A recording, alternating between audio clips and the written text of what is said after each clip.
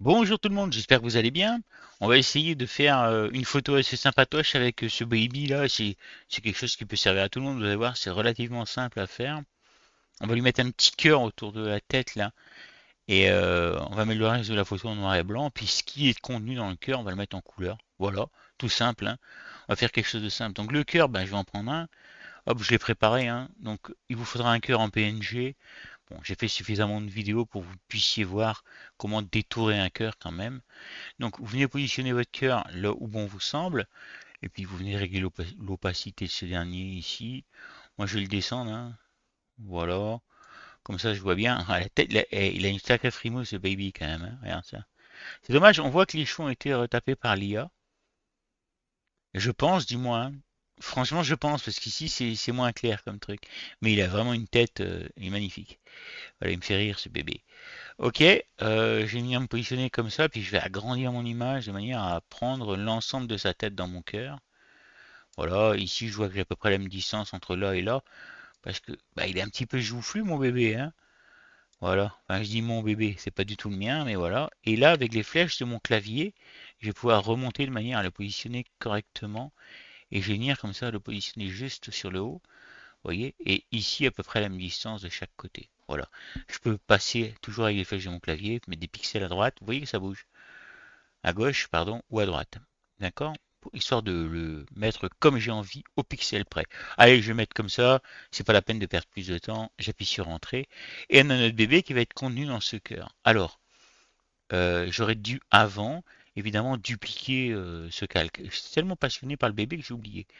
Donc je vais le dupliquer, le calque. Hop, dupliquer le calque, tout simplement. Hop, il est au-dessus. Ce calque-là, je vais le... Oui, je vais en faire un objet dynamique. Je pense qu'il va falloir le faire, comme ceci.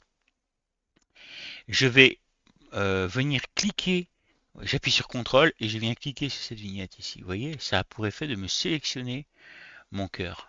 Ok? Donc sur la vignette ici.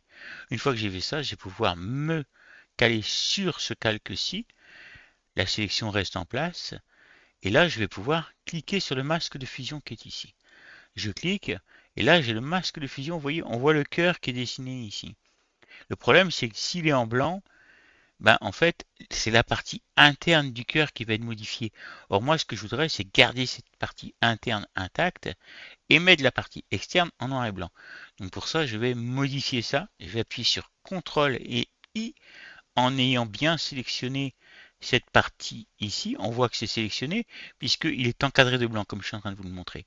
CTRL I, et là, ça ne change rien à l'apparence. Mais par contre, je sais, moi, de par le fait que maintenant c'est la partie blanche qui est autour de mon cœur, que c'est cette partie-là que j'ai modifiée.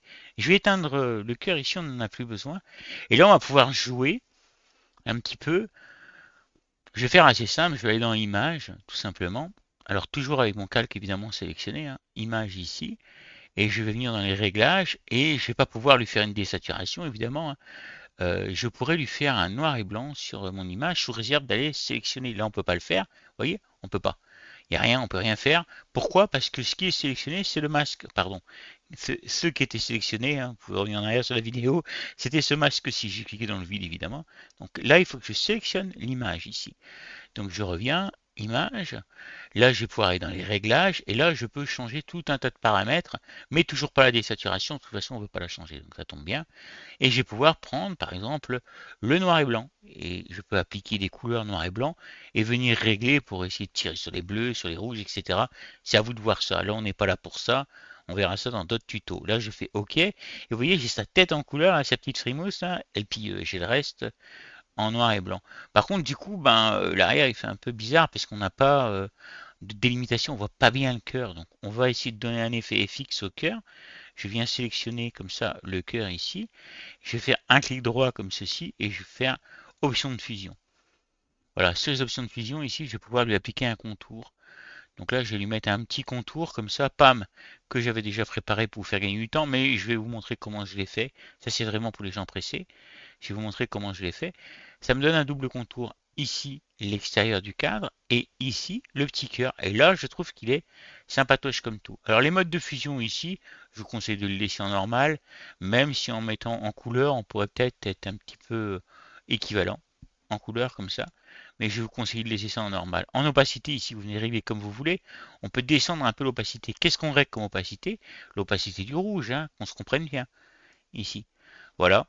Voilà. Donc là, on règle l'opacité complète de notre calque rouge. Par contre, maintenant, si je viens ici, cliquer sur contour, j'ai une autre opacité, vous voyez, qui est à 43.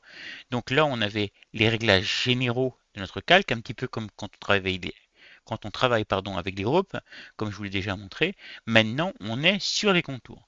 Donc là, je peux régler l'opacité comme j'en ai envie. Si je le mets à 100%, vous voyez, c'est trop marqué. Et je vais donc le descendre comme ça. Et effectivement, il était, je ne sais pas combien il était, mais il était à peu près comme ça, je pense, hein, un petit peu comme ça, opaque. Un petit peu opaque, qu'est-ce que je raconte? Un petit peu transparent comme ça. Et là, on est pas mal. On peut choisir la taille. Ici, il fait 8 pixels de large. Donc la photo est assez grande, hein. Donc les réglages que vous aurez, ce seront peut-être pas les mêmes. À vous de gérer en fonction d'eux. Donc la taille, vous pouvez agrandir. On peut mettre, vous voyez, vraiment grand. On agrandit d'ailleurs les deux en même temps, hein, le cadre et le cœur. Ça, c'est vraiment une question de goût. Moi, je trouve que c'est sympa quand c'est fin comme ça. Donc je vais le remettre à 8. Je peux taper en clavier 8 tout simplement. Ici, la position, ça va être à l'intérieur, parce qu'autrement, on risque d'avoir des problèmes. En extérieur, bah, le cœur redevient rouge, hein, forcément. Et puis au centre, c'est la même chose. Voilà, donc ici, on remet à l'intérieur. En mode de fusion, ici, même si on vient mettre couleur, bah, ça ne change pas grand-chose. On devient encore plus pâle.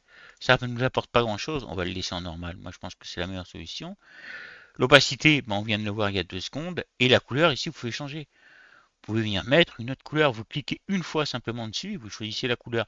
Si vous voulez garder l'intensité de la couleur, vous venez jouer ici avec les paramètres qu'il y a là. Par exemple, on se dit je vais mettre du jaune, et ben on vient chercher du jaune ici, vous voyez. Et donc là, on a un cœur, dès que je relâche, on a un cœur qui est jaune autour.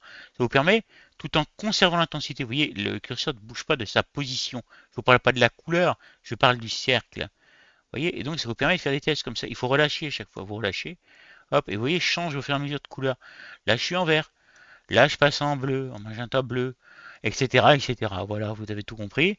Et pour retrouver exactement le rouge que j'avais, je redescends tout en bas puisque j'étais tout en bas. Ceci dit, vous pourriez noter cette référence ici, la couleur hexadécimale pour dire le mot entier, et vous pourriez la reporter. Voilà. Une fois que vous êtes satisfait du modèle, vous cliquez sur OK, puis de nouveau sur OK ici pour mettre le contour. Si vous voulez réouvrir, pour valider le contour, pardon. Si vous voulez le réouvrir, vous pouvez le faire. Vous venez ici, vous cliquez sur le FX ici, enfin vous cliquez, vous regardez que vous avez bien le FX ici, et vous cliquez sur contour 2 fois ici, et hop, la fenêtre se réouvre. Vous pouvez en ajouter un autre, par exemple, j'imagine que je vais mettre un double contour.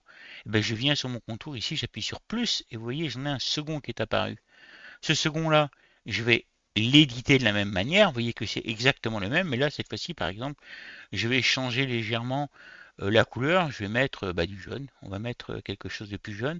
Il n'y a rien qui bouge. C'est normal puisque en fait il est caché derrière l'autre. Donc ici je vais pouvoir lui mettre, déjà je pourrais augmenter sa taille par exemple pour lui mettre un petit peu un halo comme ça autour. Vous voyez là on peut mettre du rouge et jaune. Bon vous avez compris.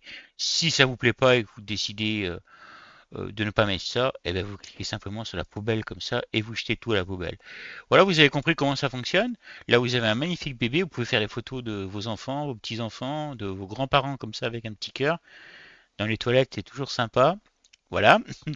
Et vous faites un petit peu ce que vous voulez. Ce calque-là va plus nous servir à grand-chose. Vous pouvez le laisser comme ça. Vous, ce qu'il va falloir faire, c'est exporter la photo.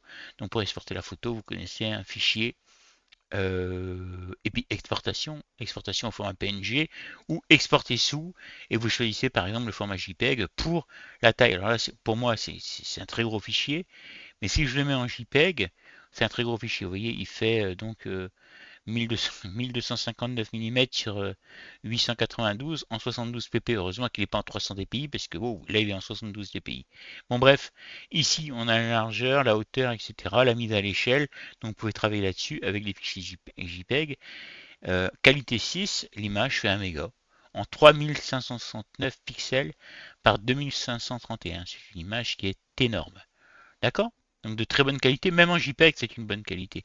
Maintenant si je la mets en PNG, au niveau de la taille, ça va changer un petit peu. On est à 5.6 mégas pour un équivalent. Par contre, avec un PNG, on a une qualité qui est encore meilleure. Et vous cliquez sur exporter. Tiens, d'ailleurs, je pense que je vais le faire. On pourrait changer la taille aussi. Comment on fait pour changer la taille? On pourrait simplement décider de faire ouais, image, taille de l'image, tout simplement. Je vous montre deux, trois petits trucs pendant que j'y suis, hein. Ici, on pourrait le mettre en 2560, comme ça. Sur donc 1815, je laisse la petite chaîne ici qui me permet de régler la hauteur. Alors pourquoi 2560? Puisque c'est la taille d'une vignette, tout simplement, sur YouTube par exemple. Je vais cliquer sur OK. Et là, vous voyez, il m'a refait, il m'a redimensionné tout ça. Là maintenant, je peux faire fichier exporté. Excusez-moi, je me perds un peu. Fichier exporté, exportation rapide hors format PNG, puisque je n'apporte pas de réglage. Et j'enregistre mon fichier. Vous voyez, là, j'ai d'autres fichiers qui correspondent à d'autres tutos et à du taf que je fais. Voilà, donc je fais enregistrer. Il me dit que Baby 1 PNG existait déjà. Bah oui, parce que l'image, vous l'avez préparé, le Baby 1. Hop, donc là, je vais l'appeler Baby 2, histoire d'être clair. Voilà, baby2.png, et hop, j'enregistre l'image. Voilà, et j'ai mon image qui est sortie. Voilà, ben, un long tuto pour pas grand chose en fait, hein, pour faire ça, mais j'espère que vous avez appris des choses et que vous l'apprécierez. Au revoir, bonne soirée, bonne année, etc., etc. Ciao, ciao.